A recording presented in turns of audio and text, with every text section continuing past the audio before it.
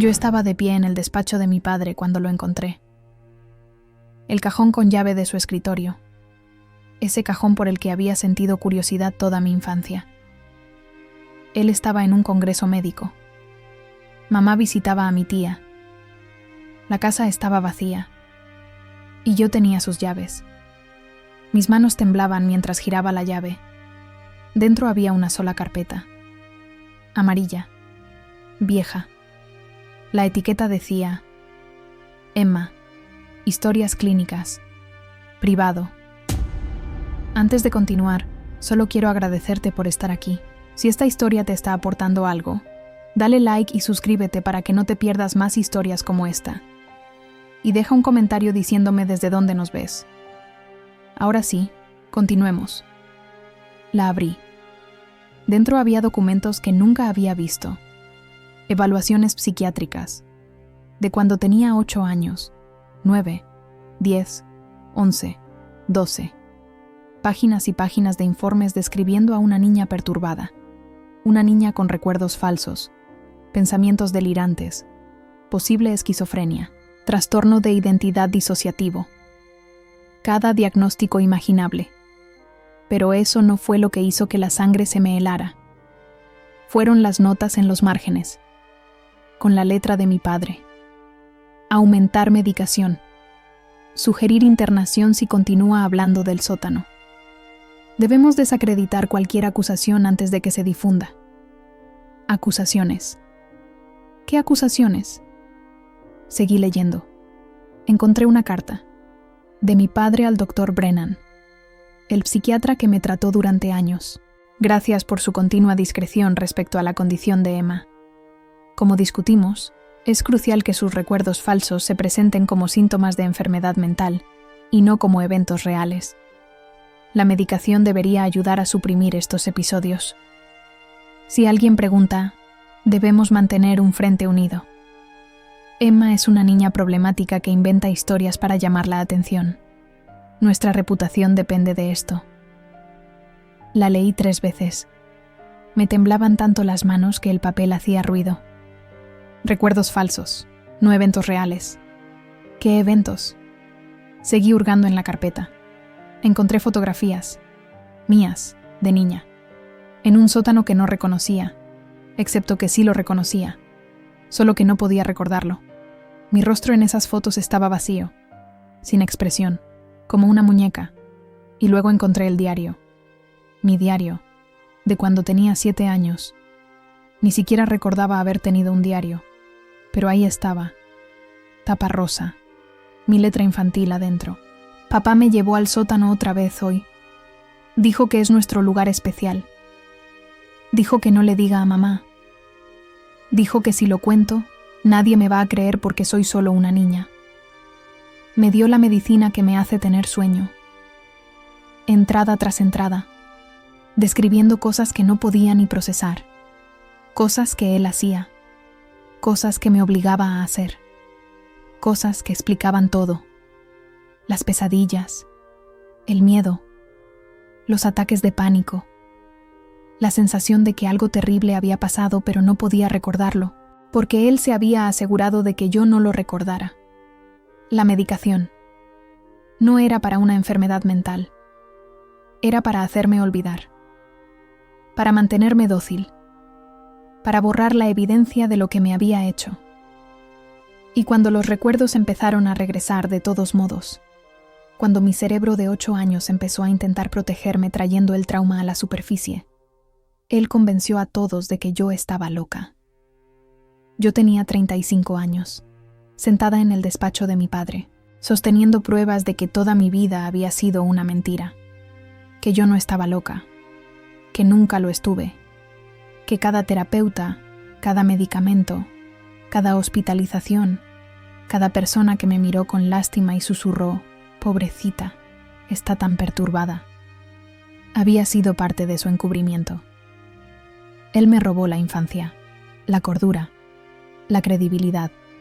27 años de gente creyendo que yo tenía una enfermedad mental, porque mi padre necesitaba que lo creyeran, porque si pensaban que yo estaba loca, nunca creerían lo que me había hecho. Tomé fotos de todo, cada documento, cada página de mi diario, cada fotografía. Luego puse todo exactamente como lo encontré. Cerré el cajón.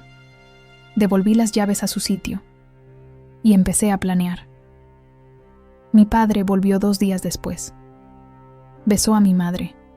Preguntó cómo estaba yo. Sonreí y dije: «Bien, papá, muy bien». Él me miró con cuidado, buscando señales de un episodio. Así las llamaba. Mis crisis, cada vez que intentaba recordar, cada vez que lo cuestionaba, cada vez que decía que algo no se sentía bien. Era un episodio, un síntoma. Prueba de que necesitaba más medicación, más terapia, más control. Eso es bueno, cariño. ¿Estás tomando tu medicación? Todos los días. Mentí. Había dejado de tomarla 6 meses antes, contra consejo médico, contra el consejo de todos. Pero algo en mí sabía que necesitaba claridad. Necesitaba recordar, aunque recordar doliera, y ahora sabía por qué tenía razón al detenerla. Esperé una semana. Hice copias de todo. Las envié a 3 abogados diferentes, a un periodista, a un detective especializado en casos históricos de abuso. Creé una copia digital y la guardé en 5 lugares distintos. Luego llamé a una reunión familiar. Mi mamá, mi papá, mi hermano mayor James, que siempre pensó que yo era frágil, mi hermana menor Kelly, a quien le enseñaron a tratarme con cuidado porque yo estaba enferma, mi tía y mi tío, el mejor amigo de mi padre, también médico. Todos los que habían pasado 27 años creyendo la versión de mi padre. Se reunieron en la sala, confundidos. Papá parecía molesto. Odiaba cuando llamaba la atención. Siempre era un riesgo de episodio. «Emma, ¿de qué se trata esto?», preguntó mamá. Puse la carpeta en la mesa de centro. Encontré esto en el despacho de papá.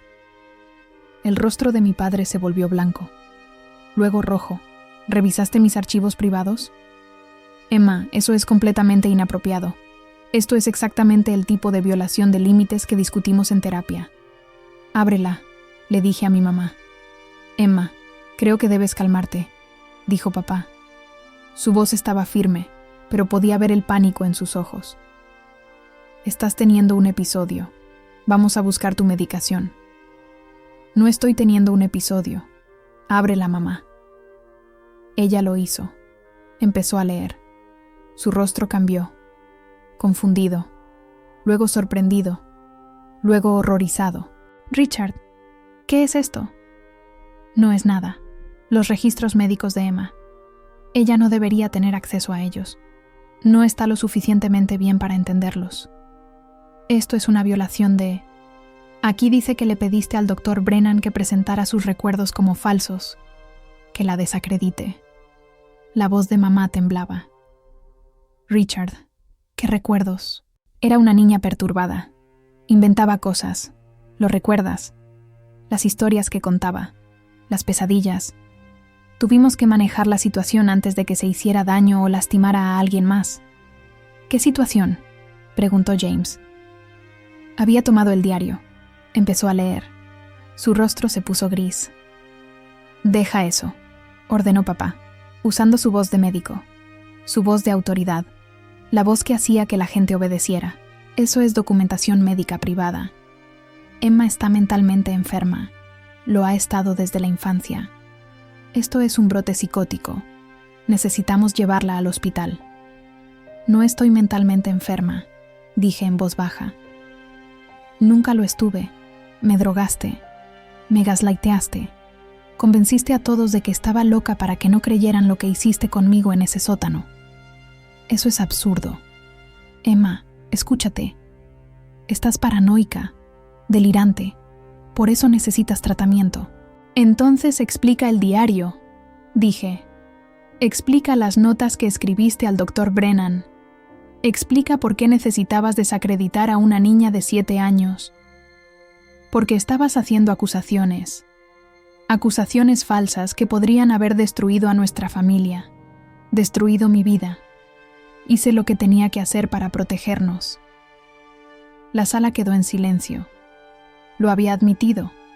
no el abuso, pero sí el encubrimiento, la manipulación, la conspiración. ¿Protegernos?, mamá susurró. ¿O protegerte a ti? Linda, no seas ingenua. Emma inventaba historias peligrosas. Si los servicios sociales se involucraban, si alguien creía sus fantasías, lo habríamos perdido todo. Nuestra reputación, mi carrera, nuestra familia. Tomé la decisión difícil de darle la ayuda que necesitaba y manejar la narrativa. ¿La ayuda que necesitaba? Me reí, una risa histérica. Pasaste 27 años convenciéndolos a todos de que yo estaba loca. Me robaste la infancia, la credibilidad, la vida. Te di una vida. Una buena vida. Una vida estable.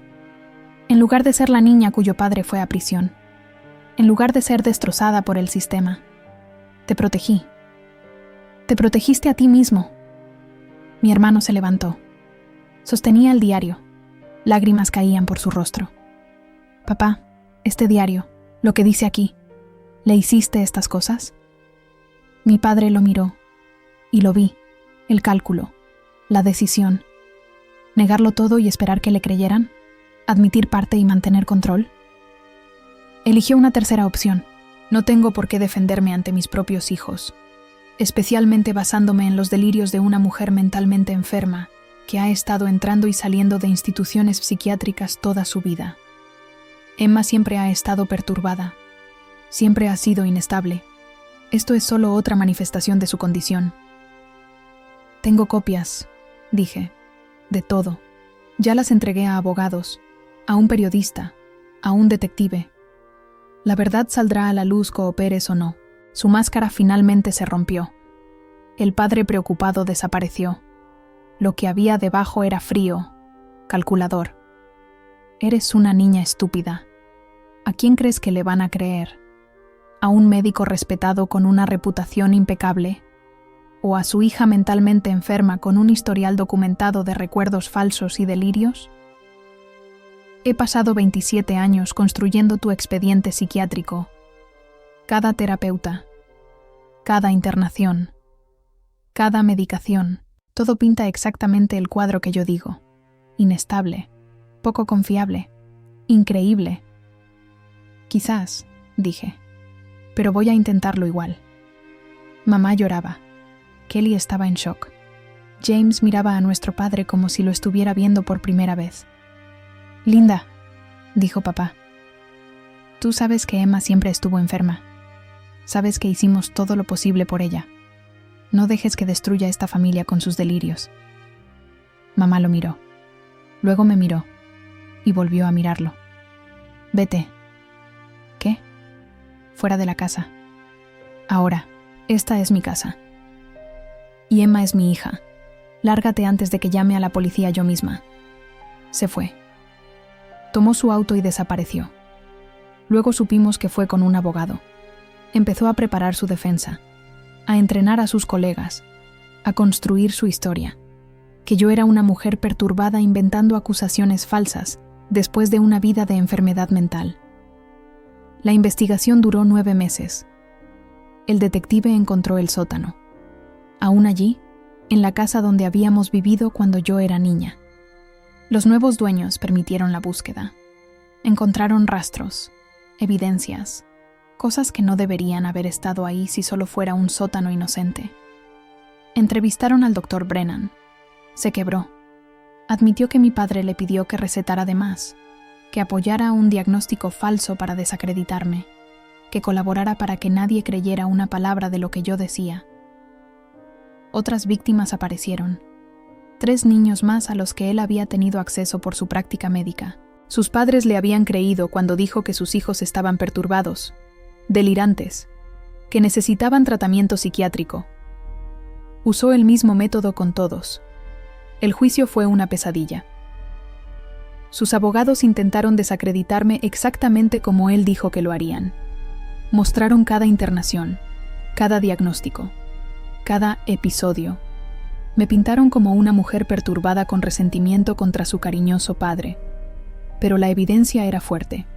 El diario, las fotos, la declaración de otras víctimas, la admisión del Dr. Brennan, las pruebas forenses del sótano, el patrón de comportamiento.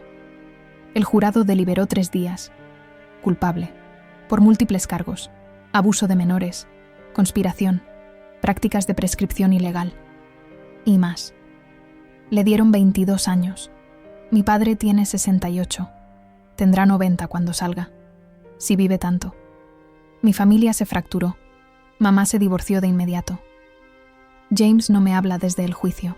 Eligió creer que papá fue incriminado, que yo realmente estoy loca, que todo fue un malentendido.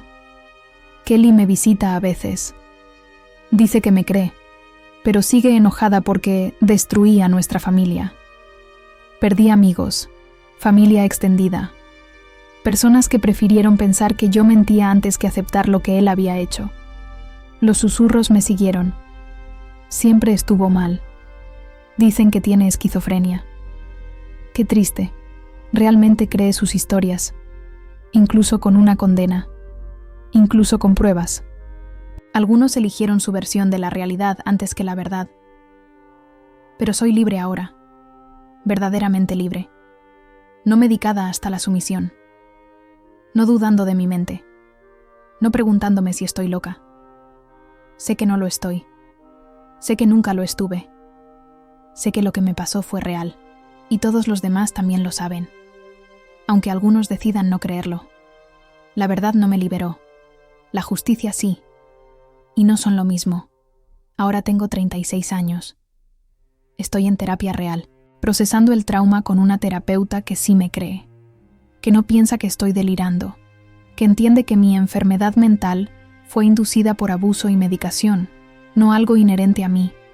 Estoy reconstruyendo mi vida, no la vida que debía tener, no la vida que podría haber tenido si él no me hubiera robado mi infancia, pero una vida que es mía, construida sobre la verdad en lugar de mentiras, sobre la realidad en vez de gaslighting. Mi padre me llamó una vez desde prisión. No sé cómo consiguió permiso. Contesté sin pensar. Emma. Casi colgué, pero algo me hizo quedarme en la línea. ¿Qué quieres? Quiero que sepas que no quise lastimarte. Estaba tratando de proteger a la familia.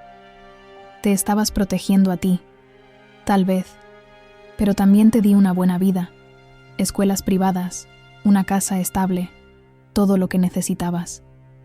Excepto un padre que no me abusara y luego convenciera al mundo de que yo estaba loca. Silencio. Luego dijo, ¿eres feliz ahora? ¿Ahora que destruiste todo? Tú destruiste todo. Hace 27 años. Yo solo dije la verdad. La verdad nos arruinó. Arruinó a tu madre, a tus hermanos, a mí. ¿Valió la pena? Lo pensé. Pensé en el corazón roto de mamá. En James, que no me habla.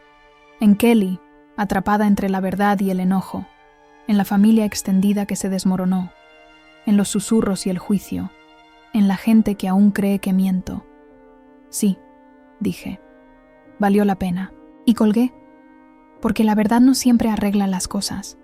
A veces la verdad solo confirma que siempre estuvieron rotas. Y a veces saber que estuviste en lo cierto todo ese tiempo es suficiente. Incluso si nadie más quiere admitirlo. Mi nombre es Emma Foster. Y durante 27 años todos pensaron que yo estaba loca. Ahora saben que nunca lo estuve. Y eso tendrá que ser suficiente.